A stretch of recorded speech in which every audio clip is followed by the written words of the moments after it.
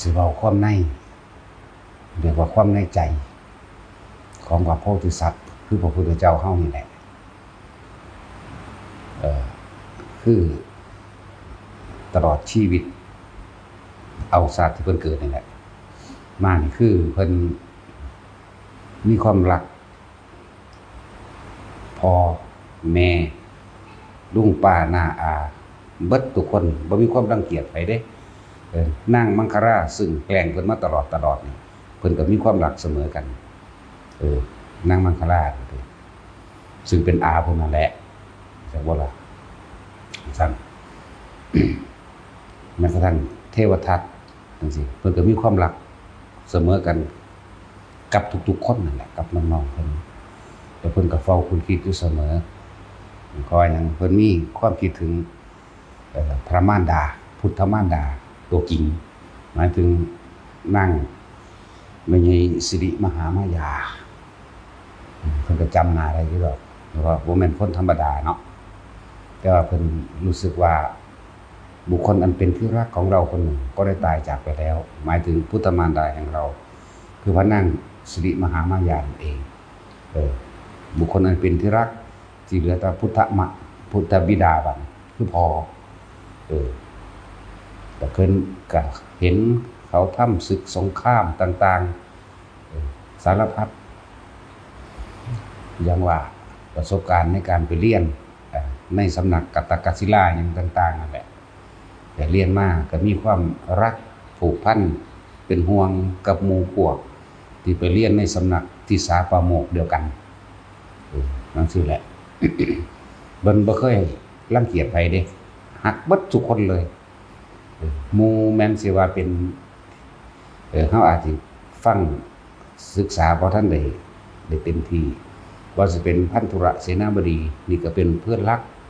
ว่าสิเป็นพระเจ้าประเสนนี่ก็เป็นเพื่อนรักพระเจ้าอุเทนนี่ก็เป็นเพื่อนรักกันบ่ตัวกันเองอีกแต่การในอีกหลายๆเมืองรักหมดเป็นห่วงใยหมดนะแบบนี้ แล้วก็การต่อสู้ต่างๆในการปกปักรักษาบ้านเมืองตลอดทั้งการแย่งชิงแย่งชิงที่อยู่อาศัยแย่งชิงอาหารแย่งชิงทั้งหลายนี่เพิ่นก็เห็นแล้วว่าเกิดจากสิ่งอันเป็นที่รักเพิ่นสิรวบความในใจมาเกิดจากสิ่งอันเป็นที่รักคนเฮาแสวงหาทรัพย์สมบัติก็เพื่อบุคคลอันเป็นที่รักได้อยู่ดีกินดีได้มีความสุขมีความสบายมีอำนาจต่างๆกับบุคคลอันเป็นที่รักนั่นแหละความที่เพิ่นสั่งสมสิ่งเหล่านี้เข้ามามันมาสมอยู่ในใจนี่ จนถึงตามพอเพิ่นนี่บ่ค่อยให้ออกไปเที่ยวเด้เพราะว่าย่านไปเห็นเหตุเห็นคนแก่เห็นคนเจ็บเห็นคนตายจังซี่นะเพราะมันสิเป็นสิ่งที่สะเทือนใจเพิ่นก็เลยคนแก่นี่บ่ค่อยมีในเมืองพ่อกับแม่กับแม่ประชาบดีโคตมีนั่นแหละผมงอกแล้วก็ยอมไว้เด้จากว่าล่ะคือบ่อยากให้เห็นให้คิดว่าอยู่ในเมืองนั้นมีแต่ความสนุกสนานและความเพลิดเพลินกับความเป็นคนหนุ่มคนสาวเต็มอยู่ในเมืองนั่นแหละบ่อยากให้ไปเห็นคนแก่คนเจ็บคนตายให้เข้าใจว่าบ้านเมืองนี่เป็นแบบนี้ชีวิตของคนเป็นแบบนี้เป็นแบบว่าบ่มีคนแก่คนเจ็บคนตายเป็นแบบว่าเป็นคนหนุ่มตลอดแล้วก็มีความสนุกสนานเพลิดเพลินบันเทิงจังซั่นสร้างปราสาท3ฤดูให้ฤดูร้อนก็อยู่ปราสาทนี้ชื่อว่าจังซี่ลืมชื่อแล้วฤดูหนาวปราสาทนี้ฤดูฝนปราสาทนี้จัดนางสนมใส่แต่ละปราสาทเด้รวมแล้ว 74,000 คนนางสนมมีมเหสีใหญ่คือพระนางพิมพานั่นแหละ แต่ความที่สุมคำถามในหัวใจเพิ่นกับหลายๆอย่างที่เพิ่นสั่งสมไว้ในบุคคลอันเป็นที่รักแต่เพิ่นก็แอบออกนี้ไปเที่ยวจนได้ไปกับนายชนะกมาก็ไปเห็นโดยความที่ว่าเพิ่นบ่เคยเห็นคนแก่โดยความที่ว่าเพิ่นบ่เคยเห็นคนเจ็บและคนตายเข้าใจว่าล่ะกับฤาษี ไปตามทางพอดีไปเห็นคนเฒ่าคนหนึ่งนางหลังของงอกงอกของเพิ่นบ่เคยเห็นแม่นบ่เคยเห็นคนเฒ่าบ่เคยเห็นคนแก่คนชราขนาดนั้นหลังค่อมๆซักไม่เท่าไปผมงอกบ่เคยเห็นถามฉันนะอันนั้นเป็นหยังอันนั้นเป็นคนเฒ่าคนแก่คนชราพวกเฮาก็สิเป็นคือกันบ่เป็นคือกันพระเจ้าค่ะพวกเฮาก็หนีคนนี้บ่ได้ดอกในเมืองเฮาคือมีแต่คนผมดกผมดำมีแต่คนหนุ่มคนสาวอันนี้มันมาจากไหนเฮาก็สิเป็นคือเขาอยู่บ่เป็นแล้วบัดนี้ก็ไปเห็นคนป่วยบ่ล่ะอีกคนหนึ่งนอนสั่นเท่าอยู่เขาก็นอนแก่ขี้เกียจเหี่ยวอยู่นั่นแหละอันนี้เป็นหยังอันนี้คนป่วยเขาเอิ้นคนป่วยทุกคนเกิดมาก็สิป่วยแบบนี้บ่ป่วยแบบนี้แล้วเพิ่นถามย้อนหลังว่าฉันนะเธอเคยเห็นคนป่วยในเมืองเฮาเด้อเห็นเฮาคือบ่เคยเห็นจักเทื่อนั่นคำถามเพิ่นเพราะว่าพ่อนั่นฮักหลายฮักลูกหลายก็เลยบ่อยากให้ลูกเห็นภาพที่มันสะเทือนใจหรือสยดสยองอยากให้มีเรื่องความสนุกสนานลื่นเริงบันเทิงบ่อยากให้มาเห็นสิ่งที่เฮ็ดให้เศร้าใจหมองใจนี่ปึ๊บเข้ามาเห็นว่าพ่อรักลูกเช่นนี้เห็นป่ะตัวเพิ่นเองก็รักพ่อรักแม่รักในญาติๆของเพิ่นเองก็เหมือนกันต่อไปเห็นเขากำลังเผาคนตายที่บ้านบ่แม่นเรื่องเทพนิมิตเด้อบ่แม่นเทวดานิมิตเข้าใจบ่เพิ่นไปเห็นของเพิ่นเองเพิ่นแอบออกไป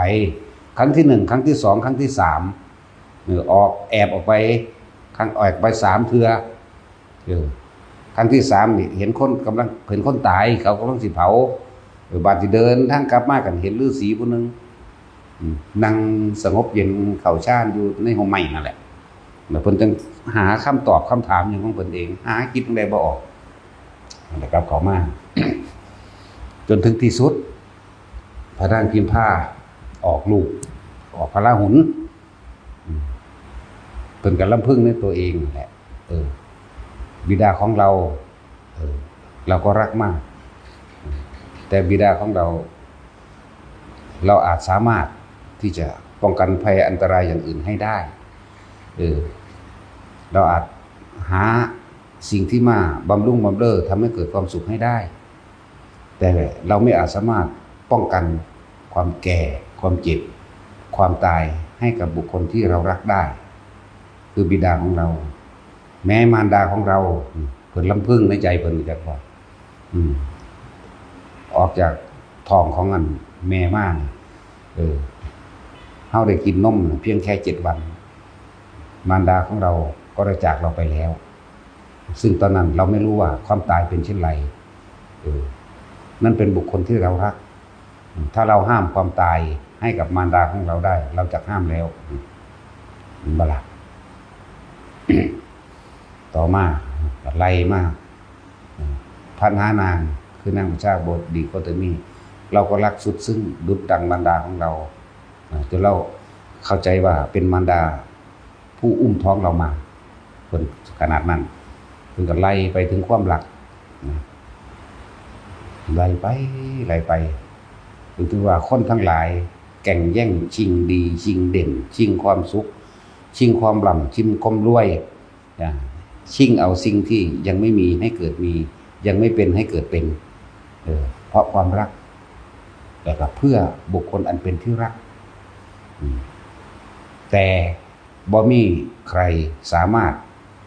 ที่จะห้ามบุคคลอันเป็นที่รักให้แก่ได้ต้องแก่เป็นธรรมดาห้ามบุคคลอันเป็นที่รักให้เจ็บป่วยได้ต้องเจ็บป่วยเป็นธรรมดาห้ามบุคคลอันเป็นที่รักให้ตายได้ห้ามบ่ได้มีความตายเป็นธรรมดาเหมือนวันนี้คือเพิ่นเห็นพระราหุลออกมือเดียวนึงเด้จากบ่ล่ะเหมือนวันนี้ว่าแม่พิมพานี่เราก็รักมากเป็นที่สุดของหัวใจของเฮาเองเลยแต่เราก็ไม่อาจสามารถที่จะห้ามพิมพา เจ็บป่วยชราและตายได้เห็นบ่เรียกว่าแม้พระราหุลนี่อันเป็นดุจดั่งแก้วตาดวงใจของเราแม้ชีวิตเราก็ให้ได้ตายแทนเราก็ให้ได้แม้พระนางพิมพาเราก็ให้ชีวิตแก่เธอได้แม้บิดาของเราก็ให้ชีวิตแก่เธอได้เพิ่นก็ไล่ไปแม้น้องชายแม้น้องสาวเพิ่นก็ไล่ไปคือพวกพระอนุรุทธะมุนี่แหละคือพระอานนท์จังซี่ล่ะเป็นน้องๆเพิ่นอยู่แล้วอันบ่ล่ะเราอาจสามารถให้ชีวิตเขาได้ถ้าแลกกันได้ในความตายให้ได้เนี่ยบุคคลที่รักนี่แหละเราไม่อาจสามารถป้องกัน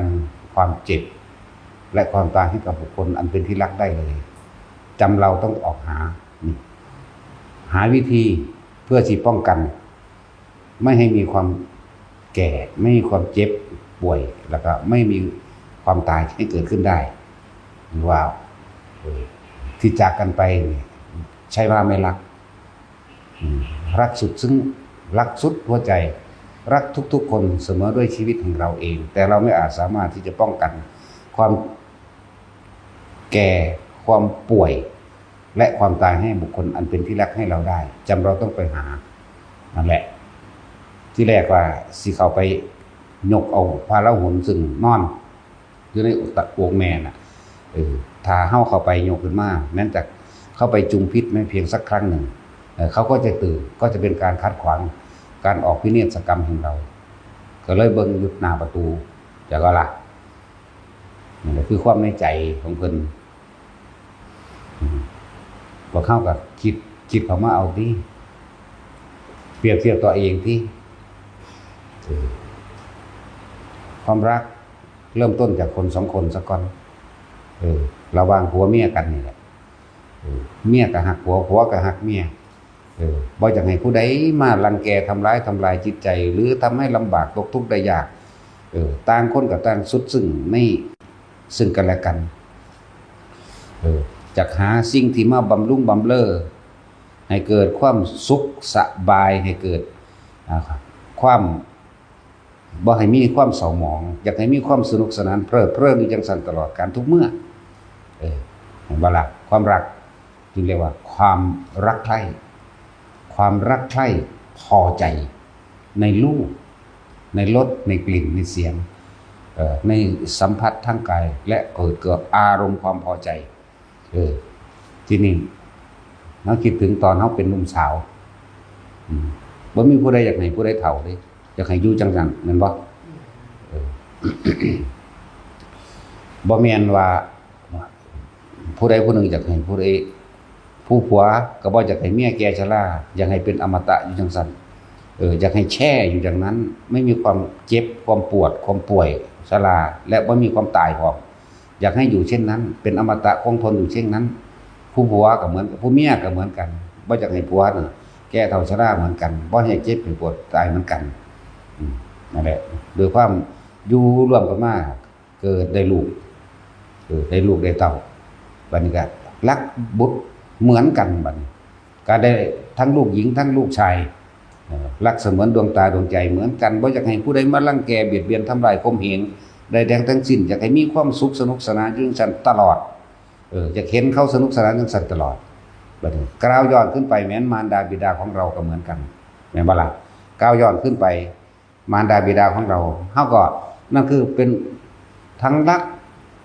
ทั้งเคารพทั้งบูชาทั้งกตัญญูคืออยากหาสิ่งมาบำรุงเลี้ยงมารดาบิดาให้ความอิ่มหนำสำราญและพอใจบ่อยากให้เจ็บไข้ได้ป่วยแล้วก็บ่อยากให้ตายเหมือนกันก้าวไปอีกทั้งปู่ย่าตายายแม่นบ่ล่ะก้าวเข้าไปอีกก้าวย้อนขึ้นมาว่าบัดนี้เฮาได้ลูกบ่ว่าจะเป็นลูกหญิงหรือลูกชายรักเสมอกันบ่อยากให้ผู้ใดเจ็บไข้ได้ป่วยบ่อยากให้ผู้ใดลำบากและบ่อยากให้ผู้ใดพลัดพรากบ่อยากตายจากกันเลยแม้นได้ลูกได้หลานได้เหลนจิตใจนี่บ่เคยตายจิตใจนี่บ่เฒ่ารู้สึกว่าตัวเองเป็นหนุ่มอยู่จังซั่นเหมือนกับว่าจะหาได้แต่ว่าร่างกายไม่ให้แล้วนั่นนี่แหละคำว่าเป็นลำพึงทำวันนี้เฮาสิกล่าวย้อนในชีวิตปัจจุบันของพวกเฮาก็ได้ ต่อเฮาเลี้ยงลูกกำลังเป็นตาหัก2 ปี 3 ปีหรือ4-5 ปีก็สั่งเถอะมันหักเบิดนั่นแหละเนาะถ้าเกิดว่ามีบุคคลผู้ใดผู้หนึ่งมาทำร้ายรังแกบุตรของเราโกรธไหมโกรธเกลียดอาฆาตแม่นบ่ถ้าเกิดว่าลูกของเฮาเรียนบ่เก่งคือลูกเขาน้อยใจอยากให้ลูกเก่งอยากให้ลูกเด่นอยากให้ลูกดังอยากให้ลูกดีทุกคนเลยนะบ่ล่ะแม้นหลานก็เหมือนกันนั่นแหละ แล้วก็ทุกคนก็ดิ้นรนแสวงหาให้ได้มาซึ่งโภคทรัพย์ความร่ำรวยเงินทองความมียศถาบรรดาศักดิ์ความมีที่ดินมากและความทุกอย่างที่เอื้อเมื่อความสะดวกสบายดิ้นรนเพื่อให้บุคคลอันเป็นที่รักนั่นแหละคือทุกคนก็เป็นอยู่แล้วบัดนี้อันเป็นบุคคลอันเป็นที่รักผู้มีพระคุณแก่เราอย่างเช่นมารดาและบิดาถ้ามารดาและบิดาของเราถูกรังแกทำร้ายโกรธไหมโกรธเกลียดอาฆาตถ้าฆ่าได้ก็ฆ่าเห็นบ่ล่ะถ้าทำยังได้ในการที่จะเอาชนะเพื่อเกิดความสะใจนี่ก็ต้องทำแม้นปู่ย่าตายายแม้นคนในตระกูลบัดไล่ไปเลยแม่นบ่ล่ะไล่ไปเลยมันจึงบอกว่าทุกคนนั้นมีความรักถึงนึกว่าที่เฮาบ่เข้าใจว่าทุกเกิดจากสิ่งอันเป็นที่รักเนาะแต่ว่าทุกเกิดจากสิ่งอันเป็นที่รักแต่ว่าเราก็ไม่อาจสามารถป้องกันให้บุคคลอันเป็นที่รักไม่ให้เจ็บป่วยไม่ให้แก่ไม่ให้ตายได้เลยเห็นบ่นั่นแหละที่เป็นหยังพระพุทธเจ้าเฮาจึงจำต้องจากจำต้องลาบอกว่าจากกันไปใช่ว่าไม่รักสุดซึ่งหัวใจนั่นแหละแต่ว่าจะไปหาวิธีที่แนวทางเพื่อที่จะมาป้องกันไม่ให้มีความเกิดความแก่ความเจ็บและความตายอีกไปทั้งที่รักนั่นแหละบ่ว่าจะเป็นมารดาและบิดาบ่ว่าจะเป็นน้องๆบ่ว่าจะเป็นพี่ๆลุงป้าน้าอาตาต่างๆไปถึงแม้ว่าเราจะรักบุคคลทั้งหลายเหล่านี้เพียงใดก็ช่างแต่เราไม่อาจสามารถป้องกันความแก่ความเจ็บความป่วยและความตายให้ได้นั่นแหละบัดนี้พวกเฮาสามารถป้องกันได้อยู่บ่ผู้ใดบ่อยากให้ลูกเจ้าของป่วยบ่มีผู้ใดอยากให้ลูกป่วยบ่มีผู้ใดอยากให้พ่อแม่ป่วยบ่มีผู้ใดอยากพ่อแม่เจ็บปวดในคำว่าบุคคลอันเป็นที่รักบ่มีเสียเลยบ่ว่าลูกบ่ว่าหลานบ่ว่าปู่ย่าตายายบ่ว่าลุงป้าน้าอาตลอดทั้งเพื่อนฝูงญาติสนิทมิตรสหายคือบุคคลอันเป็นที่รักเห็นบ่ที่รักที่พอใจนี่แต่ว่าพวกเจ้าหาแนวป้องกันให้เขาได้บ่บ่ได้ธรรมชาติเป็นเช่นนั้นธรรมชาติเกิดธรรมชาติแก่ธรรมชาติเจ็บธรรมชาติตายนี่คือธรรมชาติของมันนั่นแหละจึงบอกว่าเมื่อพระพุทธองค์ไปถึงขนาดตรัสรู้แล้วเผยแผ่ธรรมะอยู่ตั้งหลายพรรษาหลายปีเพิ่นก็เมื่อเพิ่นประกาศพระสัทธรรมหมุนจักรคือธรรมให้แก่หมู่ทั้งมนุษย์และอมนุษย์ได้รู้ได้ทำได้เห็นความจริงนั่นเองยอมรับตามความจริงนั่นเองจนเกิดกลายว่ามีพระอรหันตสาวกเป็นเรือนหมื่นเรือนแสนแล้วเพิ่นจะหวนระลึกนึกถึงบ่หวนระลึกนึกถึงไผนึกถึงนางพิมพากับลูกนั่นแหละบุคคลนั้นเป็นที่รักตะกี้เพิ่นบ่ทันได้มีญาณอย่างสากอย่างมากบัดนี้เพิ่นมีแล้วเรียกว่าสำเร็จพระสัมพันธยุตญาณแล้วเพิ่นจึงระลึกย้อนหลังขึ้นไปตลอดสีอสงไขยแสนกับนั่นพระนางสุมิตราคือพิมพาของเรานี่รักกันมาตลอดหวงกันมาตลอดแต่ว่าก็ถูกพิษแห่งความรักทำร้ายทำเราให้พัดพรากจากกันมาตลอดรู้จักว่าพิษแห่งความรักความโลภก็เป็นพิษแห่งความรักความโกรธก็เป็นพิษแห่งความรักความหลงก็เป็นพิษแห่งความรัก เพราะว่าบ่มีผู้ใดอยากให้บุคคลอันเป็นที่รักตกทุกข์ได้ยากลำบากแม่นบ่จึงมีการฆ่าลักกล่าวตูใส่ร้ายโกหกทำให้ผู้อื่นเสียชีวิตและทรัพย์สินนี่จึงก่อเกิดกรรมและเป็นวิบากกรรมร่วมกันมาทั้งนั้นนางเสวยชาติเป็นนางสุมิตราได้ปรารถนาเป็นคู่ชีวิตแห่งเราเป็นบุคคลอันเป็นที่รักแห่งเราเราสำเร็จสัพพัญญุญาณนี้ได้มาเพราะนางสุมิตราซึ่งชาตินี้ชื่อว่าพิมพาแล้วนะมีเพิ่นหัวระลึกนึกถึงและก็ตลอดทั้งกันหาราชานีเพิ่นก็ไล่ไปเด้จนถึงสุดท้ายล่ะอีกอย่างหนึ่งครับบุคคลอันเป็นที่รักที่ห่วงใยเราดังแก้วตาดวงใจแม้ชีวิตก็ให้เราได้คือพุทธบิดาแห่งเราแม้นมารดาคือนางประชาบดีโคตมีแม่เลี้ยงเพิ่นเป็นน้องสาวของนางสิริมหามายาเด้แม่เลี้ยงกับซ้ำแม่จริงนั่นแหละทั้งที่เพิ่นเองก็มีลูก2คนเด้แต่รู้สึกว่าเมื่อกับว่าได้ทุ่มเทความรักให้กับเราเพียงคนเดียวเข้าใจว่าล่ะแม่เลี้ยงก็ดีเราผมคิดแล้วลึกถึงแล้วอีกอย่างหนึ่งพอก็ทรงมาหมายถึงทรงพวกเสนาอำมาตย์ทหารบริวารทั้งหลายมาถึง10 ครั้งใจว่าล่ะในตำราทรงมาทีละพันบวชเบิดเป็นอรหันต์เบิดครั้งที่1,100บวชครั้งที่2,100บวชจนถึงครั้งที่10ทรงการุทายีอำมาตย์ซึ่งเป็นหมู่เล่นดินเด่นทรายมานำกันเป็นที่ไว้ใจที่สุดของพ่อใหญ่สุดโทษนะท่านต้องนำบุตรของเรามาให้ได้แต่เราไม่เห็นบุตรของเราในครั้งนี้เราจำเป็นต้องตายแน่ๆเราจะว่าละจังสั้นตัวนั่นแหละ แต่ว่าการุทายีอำมาตย์ก็บอกว่าถ้าข้าพเจ้าจะขอบวชในศาสนาของพระองค์นั้นจะได้ไหมได้แต่ว่าท่านต้องนำบุตรของเรามาให้ได้นั่นแหละเป็นครั้งที่10พอดีเลยบอกตามตำราก็คือ10,000 องค์นี่คือเฉพาะเมืองกบิลพัสดุนี่แล้วอื่นๆอีกเด้แหละถึงว่าเป็นมีเลื่อนมือเลื่อนแสนที่ติดตามเสด็จกลับไปเพื่ออย่างก็เพื่อที่จะเอาความเป็นอมตะคืนสู่บุคคลอันเป็นที่รักนางพิมพาเป็นที่1นั่นแหละนางพิมพาเป็นที่1พอความรักใคร่นี่เกิดขึ้นจากบุคคล2 คนเสียก่อน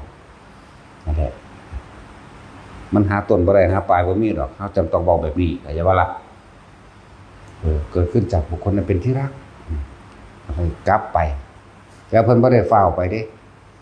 เพิ่นสิค่อยๆไปเพื่อหมุนจักคือธรรมนั่นเองเรียกว่าแสดงความเป็นจริง แสดงความจริงไปตามทางนั่นแหละแล้วก็ได้ภาษาวกต่างๆไหลติดตามไปเป็นแสนนั่นแหละจังว่านี่คือความในใจของพระบรมโพธิสัตว์ที่หลายๆคนคาดคิดมาถึงว่าเป็นแบบนี้ใช่ว่าล่ะเพิ่นจึงถ้าจะพูดถึงย้อนหลังกลับไปกุละตอนที่เป็นสุเมธาดาบทหรือที่เลยสุเมธาดาบทสิมีความรำพึงหรือระลึกเรียกว่าจิตประวัตินี่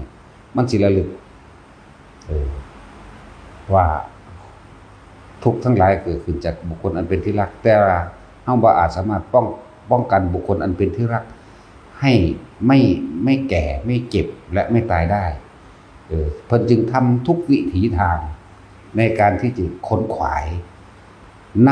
ำเป็นผู้นำกับบุคคลอันเป็นที่รักทั้งหลายได้บัดนี้บ่แม่นทั้งหน่อยเด้ไม่ใช่ว่าละทั้งหลาย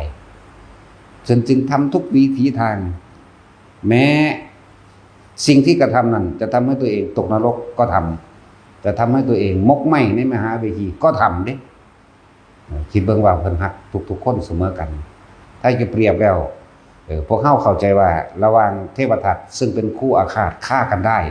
คู่อาฆาตเด้บ่เป็นคู่ก่อควรเด้ความรักระหว่างเทวทัตกับพระราหุลพระองค์นั้นรักใครมากกว่ากันพวกเขาสิตอบคันเดียวกันเลยต้องรักลูกมากกว่าแม่นบ่แต่ว่าบ่เป็นเช่นนั้น ระหว่างราหุลกับเทวทัตเรารักเสมอกันดุจดังตัวเราเองนั่นเห็นบ่ล่ะแล้วเพิ่นจังเสียสละตัวเองมาตลอดเสียสละตัวเองเพื่อหยังเพื่อประคองเอาบุคคลอันเป็นที่รักทั้งหลายได้บัดนี้ให้เข้าสู่สัมมาทิฏฐินี่เห็นบ่เพิ่นจึงเวลาเพิ่นแสดงธรรมวิธีจะทำให้สิ้นกรรมหรือว่าพ้นออกจากวัฏสงสารนี้ก็เรียกว่ามรรคมีองค์8เป็นหนทางแห่งความสิ้นกรรมพ้นไปจากวิบากกรรมก็ว่าพ้นจากวัฏสงสารก็ว่าจึงว่าแต่ละคนพวกเฮาการจะดินได้ฟังเป็นสิ่งที่สำคัญเพิ่นจึงเอิ้นเอาขึ้นก้อนโมว่าสุตตะมยปัญญาสุตตะคือการได้ยินได้ฟังเรื่องราวต่างๆตามความเป็นจริงทำให้เกิดการใคร่ครวญคิดพิจารณามยะใจมยะนี่มโนไมคือใจทำให้เห็นแจ้งรู้แจ้งตามความจริงได้เรียกว่าสุตตะมยปัญญาสำคัญเมื่อการได้ยินได้ฟังมีการเปรียบมีการเทียบเมื่อเปรียบมีการเทียบแล้วก็มีการสรุปความเห็นผู้เห็นผิดก็เห็นผิดไปผู้เห็นถูกก็ถูกเข้าใจบ่ล่ะอะไรจึงเรียกว่าสุตตมยปัญญาเพิ่นจึงว่าเอานำว่าถ้าเฮาเห็นตามความเป็นจริงนะเดินมรรคมีองค์8หนทางนี้ชื่ออะไรมรรคมีองค์8มรรคก็แปลว่าหนทางแนวทางการประพฤติตนทั้งความคิดทั้งกายและวาจานั่นเองนะคือแนวทางความประพฤติตนอันเป็นหนทางให้พ้นจากความทุกข์พ้นจากความเกิดแก่เจ็บและตายพ้น ทุกคนถามตัวเองรักลูกทุกคนเนาะแต่ว่าในความรักลูกทุกคนป้องกันความเจ็บป้องกันความแก่ป้องกันความป่วยป้องกันความตายให้ลูกได้บ่แสวงหาเงินมาทุกยศทุกอย่างเพื่อหยังเพื่อบุคคลอันเป็นที่รักจังว่าบัดเพิ่นย้อนกลับไปเมื่อเสด็จเข้าไปสู่เมืองแล้วพอเพิ่นได้ฟังแล้วได้ฟังธรรมแล้วก็บรรลุโสดาปันตามลำดับที่แรกนี่จึงสร้างสวนป่าหยังล่ะนิโคธารามนั่นบ่ฮึที่เรื่องสั้นแหละสร้างให้หมู่ภิกษุนั้นอยู่มาถึงบทของนางพิมพามันครับ นางพิมพาเพิ่นก็น้อยใจเนาะน้อยใจเด้ตามพวกหมู่พราหมณ์ทั้งหลายเขาได้ทำนายว่านางพิมพาเนี่ยเป็นคนมีบุญเป็นคนที่มีสิริมาเกิดอย่างว่าเป็นหญิงที่มีสิริเป็นผู้มีบุญมากยิ่งกว่าใครไม่มีหญิงใดจะเทียบได้นั่นแหละแต่เพิ่นน้อยใจตอนผัวเพิ่นป่าเพิ่นเข้าใจว่าผัวเพิ่นบ่มักบ่ฮักแต่สิเว้าว่าเพิ่นน้อยใจนั่นแหละลำพึงลำพันพวกสงสัยพวกหมู่พราหมณ์ทั้งหลายสิหมดความขังความศักดิ์สิทธิ์แล้วมั้งสิมาเคยทักทำนายเฮาไว้ว่าเป็นหญิงผู้มีสิริเป็นหญิงที่ปุณณสิริเป็นผู้มีบุญมากที่ได้มาเกิดคู่กับพระมหาบุรุษแบบนั้นแบบนี้สงสัยเราเนี่ยเป็นโตการกินีอย่างคิดไปน้อยใจนี่ก็เองพระองค์คงจะไม่อยากเห็นเราละมั้งนะก็เลยยืนอยู่ทั้งหน้าต่างชี้ลงไปบอกนั่นพ่อเจ้าไปขอสมบัติจากพ่อเจ้าไป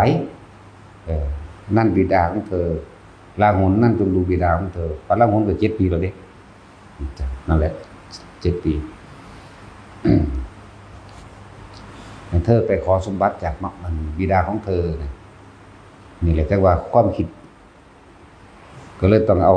จุดประกายเริ่มต้นเพิ่นเอาเรื่องนี้ลำพึงไปเนี่ยลำพึงกับเริ่มต้นจากที่ว่าเริ่มต้นจากไผกับพระราหุลก็ว่าได้ก็ว่าไม่เริ่มต้นจากพระราหุลดอกแต่ว่าในความนี้เริ่มต้นเรื่องลูกหรือเอาพระราหุลนั่นแหละเป็นจุดเริ่มต้นว่าบุคคลอันเป็นที่รักที่เพิ่นว่าปุถุชนคนทั้งหลายความรักใดจะยิ่งใหญ่เท่ากับการรักบุตรและสามีและภรรยาเห็นบ่มีหยังสิยิ่งใหญ่เท่ากับบุตรและสามีภรรยา พระละหุนไปขอบอกว่าพระมารดาบอกมาขอสมบัติจากท่านพ่อเพิ่นลึกกลับไปเลย ขึ้นชื่อว่าความรักของคนทั้งหลายที่จะไม่รักบุตรรักภรรยาเนี่ยไม่มีเลยรักใดจะเสมอด้วยรักบุตร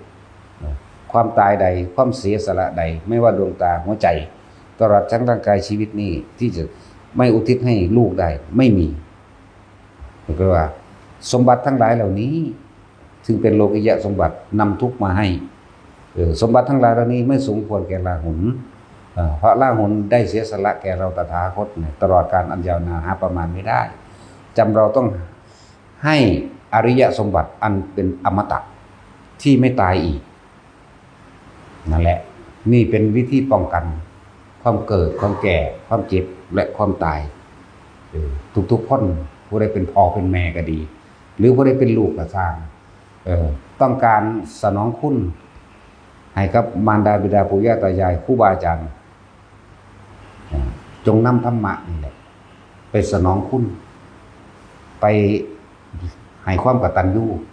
ก็คือธรรมะนั่นแหละพยายามที่จะเอาธรรมะให้นี่แหละจังหวะ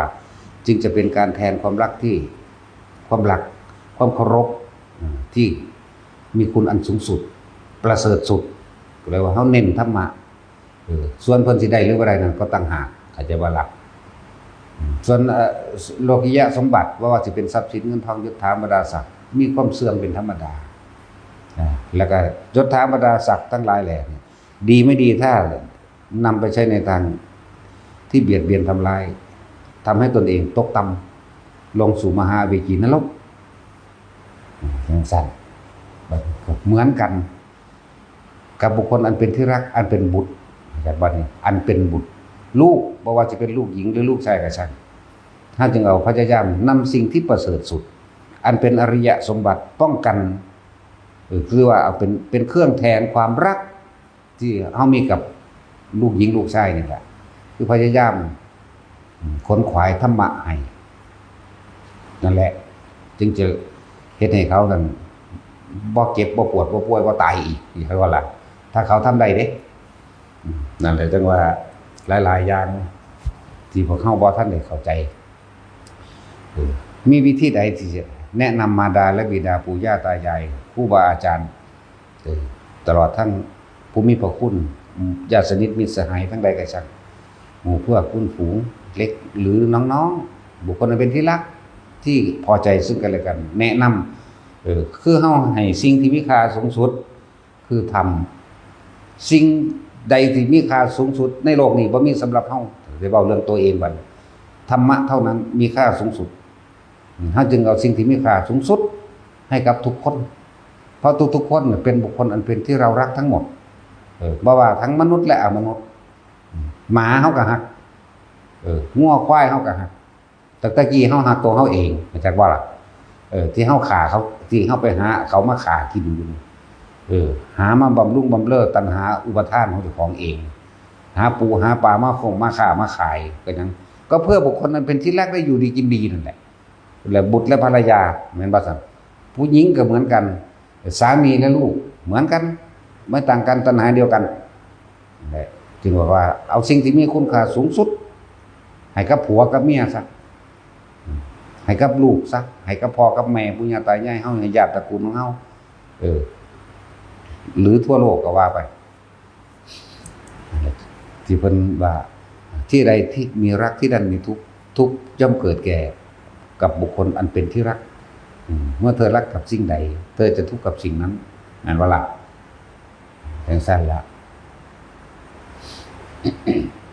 แต่ถ้ารักจะต้องเอาสิ่งที่ประเสริฐสูงสุดให้เขาพยายามใส่กุศโลบายต่างๆในการชักจูงชักชวนชักนำทำให้เกิดศรัทธานั่นแหละอริยทรัพย์เห็นปะศรัทธาเห็นปะล่ะจาคะศีลสุตตะปัญญาเห็นปะล่ะนั่นแหละคือว่าอริยทรัพย์ทำให้เกิดศรัทธาในธรรมคำสอนของพระพุทธเจ้าและพระสงฆ์ให้พวกเข้ากันแนะนำให้แต่ละคนให้ถือเอาทำเป็นใหญ่ความจริงเป็นใหญ่ตามก็เป็นจริง โดยการที่เฝ้าหรือศึกษาได้ยินได้ฟังคำสอนของพระพุทธเจ้าพระพุทธเจ้าบ่อยู่แล้วหมายถึงร่างกายแต่ว่าพระธรรมอยู่พระธรรมกับพระพุทธเจ้ากันเดียวกันละบัดนี้สิเหลือคงไว้เพราะได้เป็นกระบอกเสียงนี่เพิ่นเดียวนี้คือพระสงฆ์จึงว่าให้เลือกเฟ้นมองปฏิบัติเอาเด้อเลือกเฟ้นกับมัวพระสงฆ์ทั้งหลายที่สามารถแนะนำให้พวกเฮาเข้าถึงความจริงได้ส่วนพระสงฆ์ใดก็สร้างที่แนะนำไปทางเชื่อสิ่งศักดิ์สิทธิ์หรือมีผู้ดลบันดาลออกมาทันทีเลยเข้าใจว่าอย่าเสียเวลาพระเฮาเสียเวลามาหลายกับหลายกัดหลายอสงไขยนับประมาณบ่ได้แล้วนั่นแหละพ่อแม่ไผฮักลูกพยายามชักจูงลูกเข้ามาสู่ธรรมะนั่นแหละธรรมะนั่นแหละจะรักษาผู้ประพฤติธรรมเองเมื่อเขาประพฤติธรรมไปแล้วเฮาก็หายห่วงโลดจังซั่นลูกก็เหมือนกันแนะนำเอาพ่อเอาแม่ปู่ย่าตายายตลอดทั้งคนที่พอใจกันแนะนำเข้ามาหรือคนที่ไม่พอใจก็ช่างแนะนำไปคือสิ่งที่ประเสริฐสูงสุดคือธรรมเท่านั้นเขาจึงเห็นทุกอย่างเพื่อให้คนทั้งหลายได้รู้ธรรมเห็นธรรมตามความเป็นจริงทุกอย่างที่พาเหตุที่เดี๋ยวนี้ล่ะก็เพื่อสิให้รู้ธรรมเห็นธรรมตามความเป็นจริงก็เพื่อที่จะให้สละ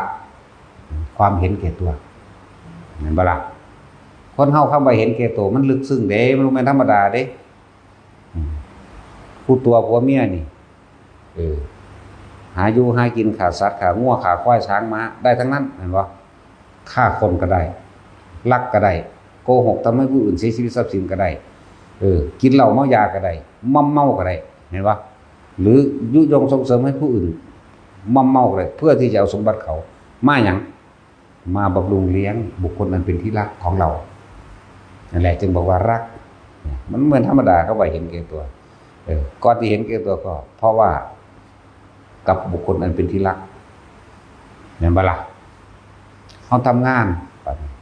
พ่อโกงเอากระอกโกงดิเนาะผู้ใดเป็นข้าราชการมาก่อนอื่นดีโกงเบิดนั่นแหละพวกตำรวจทั้งโกงคักคือว่าเนี่ยกองนี่จับกินนั่นกินนี่เขาดีเห็นบ่ล่ะโกงมีกรรมกำลังนำเห็นบ่เป็นคนถือปัญญานี่แหละกรรมกำลังนำเห็นบ่ล่ะลูกก็หาเรื่องมาให้เสียเงินนะว่าเฮ็ดคือสิชนะเขาแต่ว่าบ่แม่นอันนี้เลยเอิ้นว่ากรรมนำท่านอกุศลกรรมให้ผลลูกผู้นึงก็หาตีแต่คนเสียแต่เงินเอาเข้าไปเป็นหยังก็อยู่บ่ได้โดนจังซั่นแหละนี่แหละเอิ้นว่ากรรมเวลามันให้ผลนี่จังซั่นแหละ ตามความหนักความเบาของมันเด้ถ้าอยากจบกรรมก็อย่าคิดจังซั่นก็จังว่าแต่ละคนพยายามเอาสิ่งที่ประเสริฐสูงสุดเอาอริยทรัพย์ซะให้เขาส่วนโลกียทรัพย์มันพ่อมีพ่ออยู่พ่อกินอยู่ดอกผู้ใดก็เลยผู้ใดก็มีให้มีหน้าพ่อได้เฮ็ดอยู่เฮ็ดกินอยู่ดอกบ่ต้องไปผลักดันเขาว่าเห็นบ่พุ่นเขาได้เป็นในร้อยในพ้นในพันนั่นว่าเห็นบ่พุ่นเขาได้เป็นคู่เห็นบ่พุ่นเขาเป็นนั่นเป็นนี่เป็นหยังก็กินข้าวซ้ำตายนี่แหละนั่นบ่ล่ะขอทานก็กินข้าวไปซ้ำตายคุณนายก็กินข้าวไปซ้ำตายเศรษฐีมหาเศรษฐีก็กินข้าวไปซ้ำตายเนาะหาอยู่หากินก็หาไปตายนั่นแหละสิหาไปหยังวะฉะนั้นบ่ต้องไปทะเยอทะยานอยากจนเกินไปเฮ็ดไปตามมรรคมีองค์8นี่ที่เว้าอยู่นี่คือมรรคมีองค์8ก็ว่าสัมมาทิฏฐิแปลว่าความเห็นถูกต้องตามความเป็นจริงโดยธรรมชาติ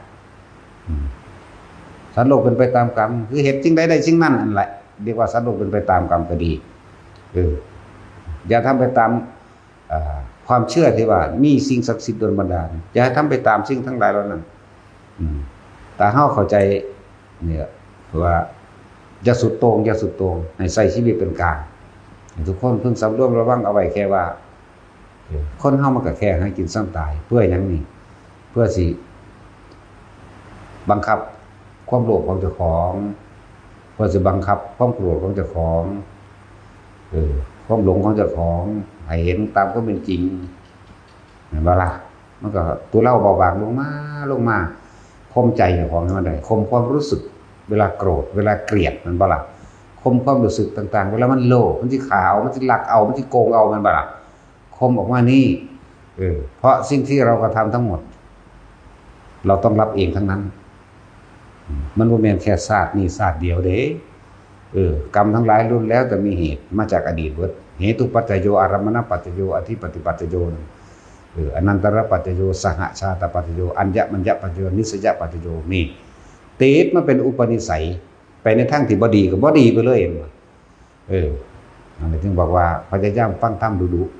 ๆมันจังสิเปลี่ยนอุปนิสัยได้ ทำทั้งหลายคือสิ่งทั้งหลายทั้งปวงบ่ว่าสุขบ่ว่าทุกข์ได้มาหรือเสียไปสรรเสริญและนินทาโดยแล้วจะมีเหตุติดมาเป็นอุปนิสัยปัจจโยเห็นบ่ล่ะอุปคืออุบัติขึ้นนิสัยก็คือใจนั่นแหละนิสัยก็คือความรู้สึกเฮาเองนิสัยก็คือสันดานเฮาเองใช่ว่านิสัยอุปนิสัยปัจจโยอารมณปัจจโยก่อขึ้นเกิดเข้าสู่อารมณ์ความรู้สึกนี่พอใจแล้วไม่พอใจอธิปติปัจจโยเป็นใหญ่นี่เห็นบ่เป็นใหญ่อธิใหญ่เป็นใหญ่ใจเป็นใหญ่ใจเป็นประธานสำเร็จได้โดยใจทั้งหมดก็ไล่ไปเบิ่งที่ละบาด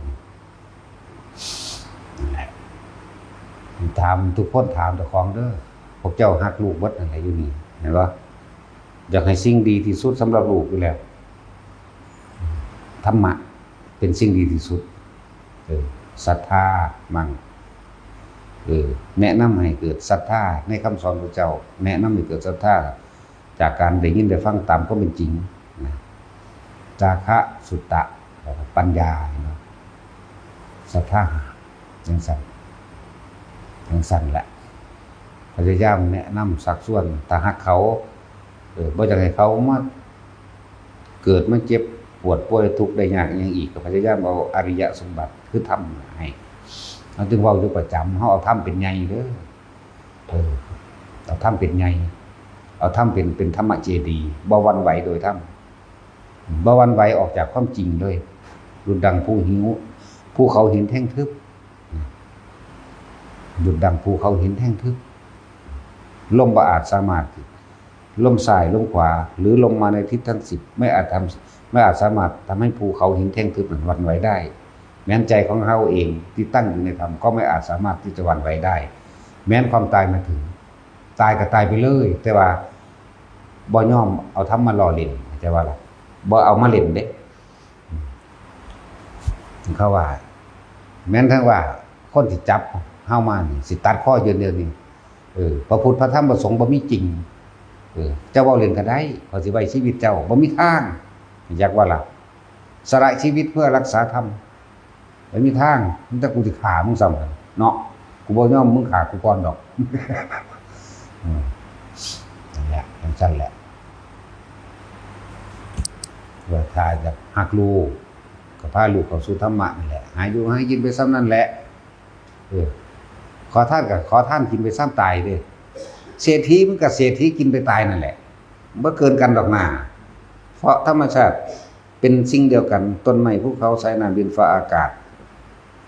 และวัตถุธาตุต่างๆบ่ว่าสิเป็นหยังก็แล้วแต่สุดท้ายไม่จีรังยั่งยืนจะหมุนเข้าสู่เดินทางเข้าสู่ความแตกดับเป็นธรรมดาทุกสิ่งอย่างตาเหมือนกันเบิดเลยมันเป็นของมันอย่างนั้นที่จะเป็นอย่างอื่นไม่มีที่จะเกิดแล้วไม่ป่วยที่จะเกิดแล้วไม่เจ็บที่จะเกิดแล้วไม่ตายไม่มีขึ้นอยู่กับความยืนยาวของมันเท่านั้นเองคือโลกนี้เกิดโลกนี้ก็ต้องตายแม่นบ่ล่ะในอาคัตยสูตรเรียกว่าต้นกับแห่งการกำเนิดโลกนะสั้นๆแหละมันเกิดมาแล้วอันตทานตรกับโลกนี่ก็ต้องตายเหมือนกันเสื่อมสลายแตกดับเหมือนกันเนิ่นนานไปอีกหลายแสนปีไล่ไปที่หลายแสนปีเลยสิ้นสุดในดุจพระสิริยะเมตไตรโลกนี้ก็ตายแตกดับเหมือนกันแต่ว่าใจนี้ไม่ตายจิตนี้ไม่ตายเด้อพวกเจ้าข้างค่าสิ่งใดไว้ในสิ่งอันเป็นที่รัก เข้าใจว่านี่คนเฮาโกรธผู้อื่นก็เพราะมีเหตุอันเป็นจากบุคคลอันเป็นที่รักหรือสิ่งอันเป็นที่รักบุคคลอันเป็นที่รักเข้าใจดีแล้วปู่ย่าตายายพ่อแม่มารดาบิดาญาติสาโลหิตเราทั้งบุตรและภรรยาสามีเห็นบ่นี่คือบุคคลเป็นที่รักสัตว์อันเป็นที่รักก็มีช้างม้าวัวควายกระต่ายและหนูเห็นบ่สัตว์หนูเป็ดหนูตะเภามันจะหักอยู่ดิเนาะหรือว่าแม่นหนูซิ่งหนูขิวก็ว่าเอาคนหักหมายบ่จังสัตว์เหรอสัตว์อันเป็นที่รักบอกว่าใช่เพียงแต่เท่านั้นยังมีอีกทรัพย์สินเงินทองอันเป็นที่รักวัตถุสิ่งของอันเป็นที่รักต้นไม้บ่หักก็มีเด้ที่แรกแต่ถ้ามีผู้ใดมาแย่งชิงเอาหักเด้แม่นบ่ล่ะ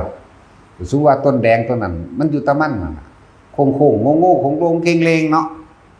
บ่เป็นตาไปเห็นเฮือนดอกแต่เขามารักเนี่ยศูนย์ขึ้นรถเนาะมันเลยเกิดกลายเป็นสิ่งอันเป็นที่รักเห็นบ่ล่ะโหมันอยากไปเอาผิดเขารถเด้กูแอ้งก็ยังเนี่ยต้นไม้กูเหมือนกันกับที่เขาบอกว่าเบิดชีวิตของสูนี่เบิดชีวิตของแต่ละคนนี่สูเอาไปฝากไว้ก็บอกคงป้อนั่นพอมาเขียบหลอดหวงมาเขียบหลอดมะม่วงกระดันเนาะมึงฝากไว้ซ้ำนี่บอกครับมึงตายตรงนั้นนั่นแหละสิ่งนั้นแหละสิ่งไอ้ที่รักใคร่พอใจนั่นแหละเป็นเหตุจิตติดที่ไหนติดที่มาเขียบหลอดศูนย์เขามารักอยากเอาชนะเขามันว่าล่ะโมโหปึ้งปังเขาตีโฟ้ตีไฟเขาตีนไปของยาแพรกหัวฟาดพื้นตายซ้ำไปนรกจังสั้นเหรอฝากไว้ก็มาเก็บหลอดเนาะเขามาฝนท่าฝีอยู่เห็นว่าสมัยโบราณบางคนก็ฝากไว้กับน้องใหม่เนาะแต่ของดีบ่ได้ปลูกซ้ำปลามันก็เกิดขึ้นมากของมันเองสาวไปสาวมากก็เลยเป็นหน้าเจ้าของเนาะจังแล้วบ่มียังเป็นของเจ้าของจักอย่างเด้อสิบอกให้แต่ร่างกายเจ้าของแท้ๆนี่รักที่สุดที่รักคือกายนี่มันก็ต้องป่วยห้ามบ่ให้มันป่วยแม้กายเจ้าของก็ดีเนาะอย่าแก่เด้อมึงอย่าแก่เด้อมึงอย่าป่วยเด้อนี่แล้วมึงก็อย่าตายเด้อไม่มีทางนั่นแล้วเอาออกจากกว้างก่อนมาหาแคบคือตะของเองไงมันตัวเองได้รักตัวเองซะก่อนตั้งแต่เกิดมาเป็นเด็กน้อยมันบ่ล่ะเฮารู้สึกว่าเฮาอยากโชว์พลังเนาะเวลาเฮาเล่นหยอกกันอุลตร้าแมนแม่นว่าซั่นพูดแหละไอ้มดแดงสกายคิกอยากอวดใส่หมู่ได้อยากเก่งกว่าหมู่ได้นั่นแหละว่าแต่ร่างกายเฮาสิ่งที่เฮาหักไว้คือร่างกายเฮาเองที่แรกใหญ่ขึ้นมาบัดจังมักผู้สาวจะไปมักผู้อื่นอีกเด้แม่นบ่ล่ะนั่นน่ะจากสิ่งอันเป็นที่รักอันหนึ่งคือร่างกายเจ้าของสิ่งอันเป็นที่รักคือร่างกายผู้อื่นผู้สาวผู้หญิงกับผู้เบานั่นแหละแม่นบ่ล่ะแต่จังซั่นล่ะนี่เป็นซองล่ะสิ่งอันเป็นที่รักที่3ก็เป็นลูกเป็นหลานบัดนี้ย้อนขึ้นหลังไปสิ่งเป็นที่รักที่มีมาโดยดังมารดาบิดาปู่ย่าตายายแตกออกจากเริ่มต้นที่1เฮามาเกิดก่อนจังซั่นแหละต่อมาก็รักเขาอีกหมามั่งวัวมั่งควายมั่งแมวมั่งนกขุ่มมั่งนกเขามั่งเนาะสิงโตหาเลี้ยงยากอยู่ดอกบอกเขาก็เลี้ยงอยู่ด้วยล่ะแต่พวกเขาหมาแมวเลี้ยงปลาเลี้ยงไปกินดอกถ้าเขาลองคนมารักเบิ่งแม่แม่ว่าล่ะเป็นฟืนเป็นไฟขึ้นมาโลดสั่นตัว จึงว่าบัดนี้เฮามาเว้าเรื่องผัวเรื่องเมียบุกเรื่องผัวเรื่องเมียนี่น่ะถ้าสิหันเข้ามาสู่ทางธรรมแล้วถ้าศรัทธาปัญญาความเห็นทัศนคติความเชื่อไม่เสมอกันไม่เหมือนกันอยู่ด้วยกันกับอยู่ด้วยแค่ว่าอาศัยเสพกามเข้าใจบ่หาความสุขไปในทางที่ว่าพอใจโดยธรรมยากสุดท้ายแล้วต้องเลิกกันเด้บ่และต้องศรัทธาบ่เสมอกัน เมื่อศรัทธาไม่เสมอกันจาคะหมายถึงความเสียสละออกก็ไม่เสมอกันศีลก็ไม่เสมอกันปัญญาก็ไม่เสมอกันความเห็นบ่เสมอกันที่บอกว่าที่นี่เมียมาวัดเมียมาปฏิบัติธรรมผัวห่วงมันบ่ได้หักเจ้าเด้นั่น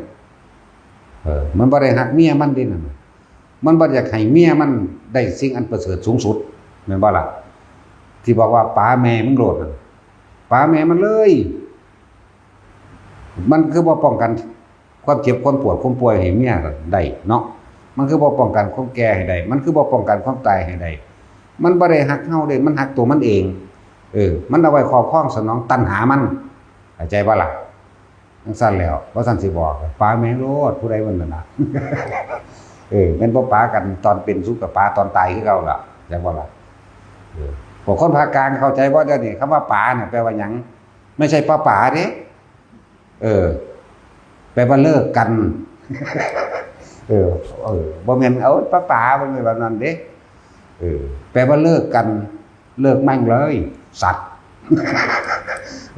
ถ้าเลิกแล้วมันก็เศร้าเป็นสัตว์ตันตัวเนาะเลิกโลดเป็นสัตว์มันยังเลือกได้อยู่ดอกแต่ว่าไอ้เสียนี่มันเลือกบ่ได้เป็นแต่ตัวแหกตัวแล่นอย่างเดียวอันนี้เป็นนั้นในสุดท้ายแล้วทุกคนมันเจ้าสิหักกันปานใดก็สร้างเด้อให้เห็นความจริงเป็นไงทำสิไปว่าอีหยังกับคนที่บ่หักกันคำว่าหักของเฮาคือธรรมะเด้ฟังดีๆเด้เฮาจะนำสิ่งที่ดีที่สุดคือพระธรรมพระสัทธรรมคือความจริงอันประเสริฐนี่เฮาให้กับทุกๆคนคือทุกคนเฮาหักเบิดเสมอด้วยตัวเฮาเองถ้าเอานิพพานให้ได้เอาให้เบิดแล้วเดี๋ยวนี้ว่าสันติวาบอกว่าเฮ้ยกูจะเตะขึ้นโลดมันสิจักบ่จักกระซังหรือมันสิเข้าใจบ่เข้าใจกระซังกูจะถีบขึ้นอันนี้มันบ่แม่นหยังมันสิได้ถีบลง ถ้าเอาให้ได้เอาให้เบิดแล้วอยู่นี่นั่นแหละถือว่ามันเป็น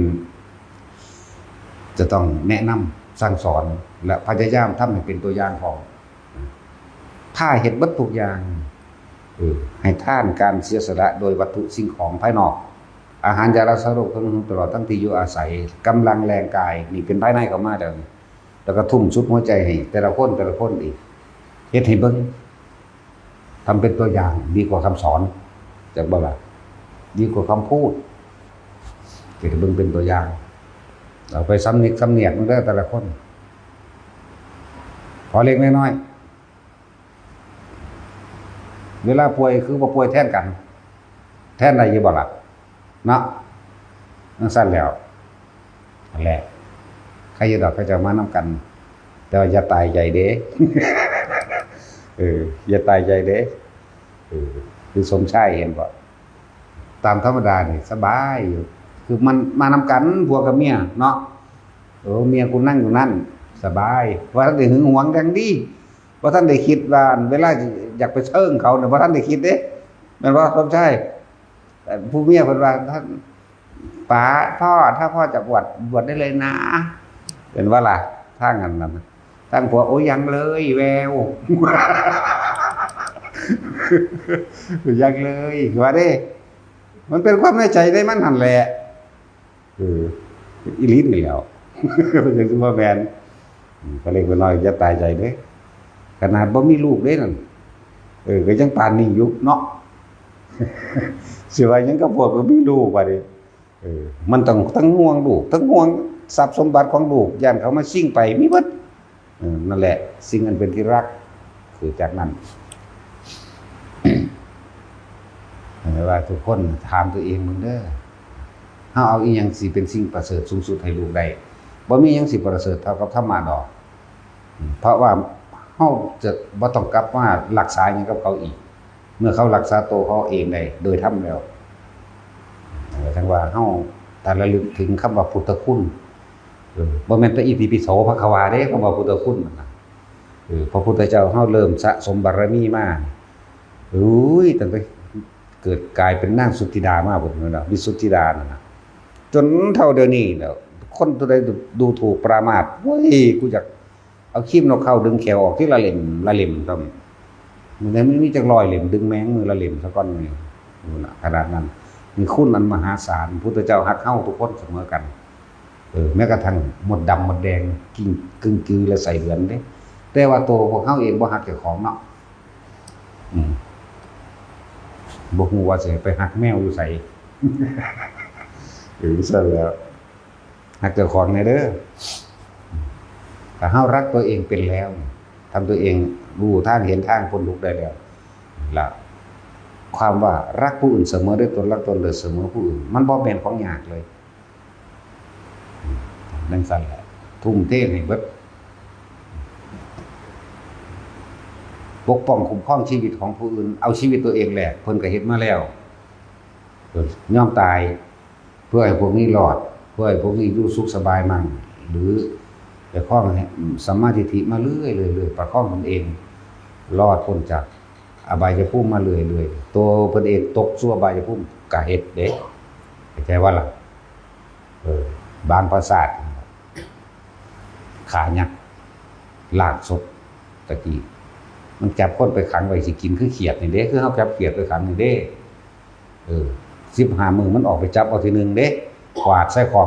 มาไว้มันก็ไปเทอักลาลงมันหิวก็ไปจับกินทีละตัว2 ตัวแล้วสุดท้ายแล้วเพิ่นก็จะไปปราบเอาเห็นบ่เพิ่นฮู้อยู่เด้ว่าเพิ่นสิมีอายุแค่80 ปีเพิ่นฮู้อยู่เด้เพิ่นว่าเพิ่นตกตายจากสานี่สิตกนรกฮู้อยู่เด้แต่ว่าเพิ่นไปเฮ็ดเพิ่นรักษาคนเป็นล้านนั่นแหละขานึงได้ล้านเป็นตาขาอยู่ดอกขาร้อยเอาล้านกูก็ขาแมงคือกันเด้บ่ได้สะอ่อนเด้ก็เพื่อบุคคลเป็นที่รักที่จริงเขาก็รักทุกคนนั่นแหละแต่ว่าบุคคลทั้งหลายเหล่านี้ไม่เป็นประโยชน์เข้าใจว่าล่ะไม่เป็นประโยชน์ต่อผู้อื่นเป็นโทษทำร้ายทำลายดึงทำให้ผู้อื่นตกต่ำเหมือนดั่งตนสมควรขาหมดเอาเรื่องนี้ด้วยเฮา แต่ไม่ได้รังเกียจขาโดยผู้เบกขาเห็นเป็นบ่ได้นี่เนาะยากอยู่เด้แต่ง่าย สั่นแหละอันนี้มันเป็นของอาจินไตเด้อแน่จังสิมีเพิ่นขาบางพระชาติเห็นบ่ก่อนสิมาเกิดเป็นเตไม่ใบนั่นน่ะตกนรกคือ1,000 ปีนรกมันบ่ธรรมดาเด้ 1,000 ปีนรกชาตินี้เคล็ดลับเห็นบ่ล่ะจังมาทำเป็นเตไม่ใบนั่นเพื่อหยังเพื่อสิดึงคนทั้งหลายอันเป็นพ่อกับแม่นี่เข้าสู่สัมมาทิฏฐิจนเขาทดสอบทดลองไปจนว่าฮอด16 ปีจึงออกไปบวชบวชแล้วประชาชนชาวเมือง2 เมือง3 เมืองบวชนำเห็นบ่ล่ะจังซั่นแล้วตัวเองนั่นเคยฆ่าพวกมิจฉาทิฏฐิมาแล้วนั่นตกนรกถึง 1,000 ปีนรกมันบ่ธรรมดาเด้แล้วก็มาดึงเอาพวก3 เมืองนี่เข้าไปบวชนำกันบวชทั้งเบิดละเมืองนั้นว่าสิมาตีลบออกเมืองที่เวลาที่เพิ่นสละทิ่มออกไปเอาคือเป็นแนวนี้เหรอถามแล้วพระราชาบอกเกี่ยวกับใส่ไปบวชเบิดละพวกนั้นสงสัยบวชมันได้หยังมีคุณหยังนำไปแม่นบ่มันนำไปละถามความบวชมีความแบบนี้ก็ไว้ไปนั่นแหละเพิ่นก็สะสมมาตาพุ่นล่ะคนที่ขึ้นไปตกข้างอยู่ถึงสวรรค์พรหมโลกก็เลยที่เวลาเพิ่นแสดงธรรมจักรเป็นหยังคือบรรลุธรรมถึง180 โกฏแม่นบ่ล่ะ180 ล้านองค์คือบรรลุอรหันต์อยู่ข้างบน180 ล้านอนาคาสกิทาคาและโสดานับประมาณบ่ได้และเข้าสู่รัตนตรัยก็นับประมาณบ่ได้เหมือนกันจังซั่นแล้วหรือเพิ่นเอามาตะพุ่นเด้เพิ่นเรียกว่าเพิ่นประกาศโพธิญาณมาตะพุ่นโพธิคือลมเงาแห่งความสงบสุขสงบเย็นมีสติปัฏฐาน4สัมมาปัฏฐาน4อิทธิบาท4อินทรีย์5พระหาโพธิ7มรรค8นี่แหละโพธิปักขิยะมันเป็นหนทางในการตรัสรู้จากว่าล่ะเพิ่นแสดงมาตะพุ่นโตเพิ่นเองบ่ยอมเข้าเบิ่งดูโตเพิ่นเองรู้อยู่เด้แต่บ่เข้าเพราะว่าสาระตนเองเพื่อบุคคลนั้นเป็นที่รักถามเจ้าของเมืองเด้อไผก็ดีว่านี่ผู้ใดยังมีพ่อมีแม่ได้ดึงเข้าวัดก็ดึงบ่ได้ก็เปิดอันเสียงยัดเยียดใส่หูโลดจักว่าล่ะมันต้องมีแหละยามเพิ่นป่วย เออเปิดธรรมะนั่นแหละคนมันไปบ่ได้แล้วกระแทกหูอยู่เสมอมันอวยใส่ดอกเว้ยเนาะคือคนฟังที่เฮาแสดงธรรมเดี๋ยวนี้แหละเฮ้ยพระอันจังแม่นแมงเว้าบ่ม่วนเด้เนาะเฮาตื่มซ้ำกูบ่แม่นหมอลำน้องฟังกูแมงหยังคือกันเด้บัดนี้ฟังไปฟังมาถูกใจก็มีเด้บัดนี้เนาะสั่งไปเลยผูกคอตายไปเลยก็ท่านนี่มีดอกเพราะว่าท่านได้เขียนจดหมายมาบอกจังซั่นก็มีนั่นแหละพี่พอไม่มีผู้ญาตายายยังอยู่เอาธรรมะพยายามเอาตัวนี้แหละตอบบุญแทนคุณมีลูกเต่าเราหลานอยู่ก็พยายามดึงเขาเข้ามาแต่ว่าจงวางใจอยู่อย่างหนึ่งเด้อวางจิตเป็นกลางเลยอย่าสุดโต่งเด้เข้าใจบ่ล่ะถ้าเขาไม่ทำเราก็ทำอะไรกับเขาไม่ได้นั่นแหละที่เพิ่นว่าให้มัชฌิมาวางจิตเป็นกลางเพราะสัตว์โลกเป็นไปตามกรรมเขากระทำสิ่งใดไว้เขาก็ต้องได้รับสิ่งนั้นเฮาบ่อาจสามารถจะไปแก้ไขจังได๋แม้กระทั่งว่าลูกเฮารักสูงสุดเวลาเขาป่วยก็บ่อาจสามารถป้องกันความป่วยกับเขาได้เนาะเวลาเขาตายก็ไม่อาจสามารถป้องกันความตายให้กับเขาได้จึงมีวิธีวางจิตเป็นกลางเด้อมารดาบิดาก็เช่นกันปู่ย่าตายายก็เช่นกันลุงป้าน้าอาก็เช่นกันญาติสนิทมิตรสหายก็เช่นกันลูกก็เช่นกันหลานเหลนหล่อนเช่นกันเบิดอันมีโลดธรรมดาสักไผสิมีสักใดคือมีไปตายนั่นแหละเนาะดีไม่ดีคนที่ฉลาดมากทำบาปมากแต่ว่าคนที่ฉลาดมากถ้าหันมาโดยทำบรรลุเร็วเหมือนกันแต่ว่าละแต่ว่ามันน้อยหน่อยน้อยคือคนโคกับเขาโคนั่นแหละถามผู้ใดก็สิพ่อหูจักตัวมั่วมีจะเขาสองมันบอกมีจะขนบัดนี้นับบ่ได้เห็นบ่ล่ะนั่นแหละคนที่ไปสวรรค์ไปจำนั่นแหละเท่ากับเขาโคส่วนคนที่ไปอบายภูมิเท่ากับขนโคคนฉลาดหรือคนฉลาดที่มียศถาบรรดาศักดิ์และที่มีอำนาจตัวเองเขาทำกันได้ย่อมรู้สึกว่าเก่งกว่าหมู่เหนือหมู่แต่ว่าถ้าใช้ไปในทางที่ผิดกัดเหนือหมู่เหมือนกันเข้าใจว่าล่ะเหนือไปทางมหาเวจีเลยสั่นถ้าไปในทางนี่แต่มันหน่อยคนเดียวบรรลุเร็วหลายองค์อยู่ดอกที่เขาจะเรียกว่าหลายนี่ครับมันก็นับได้หรอว่าผู้คนฉลาดเนี่ยมีอยู่นับได้ก็เพราะว่ากี่องค์ถูกทวารายก็ขนโคกับเขาโคนลักษณะนั้นแต่ว่าแต่ละคนถ้าเฮาเห็นคุณค่าของธรรมกับเห็นคุณค่าว่าบุคคลอันเป็นที่รักของเฮาเนี่ย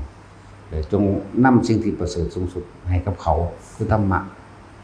มีเท่านี้ได้น่าจะเอาให้ได้สูงสุดนั่นว่าล่ะคือพระพุทธเจ้าบ่ได้มอบเมืองบ่ได้มอบวังบ่ได้มอบกรุงกบิลพัสให้เด้โลกิยะสมบัติทั้งหลายล้วนแล้วแต่จะเป็นเหตุให้สัตว์ทั้งหลายเวียนว่ายตายเกิดนะเขาบ่อาจสามารถจะพ้นทุกข์ไปได้เขาบ่อาจสามารถจะเอาตัวเองรอดไปได้จำเราเพราะคุณทั้งหลายตั้งแต่ละหนกับเราร่วมกันมาเนี่ยหาประมาณไม่ได้เราจึงจะเอาสิ่งที่ประเสริฐสูงสุดให้เขาแล้วเพิ่นจึงบวชให้เลยส่วนพอว่าท่านเข้าใจกับทั้งไห้ทั้งห้องมาแล้วบัดเนาะเห็นบ่ฮักลูกแต่ว่าบ่รู้ว่าลูกก็ฮักเพิ่นเหมือนกันนั่นแหละ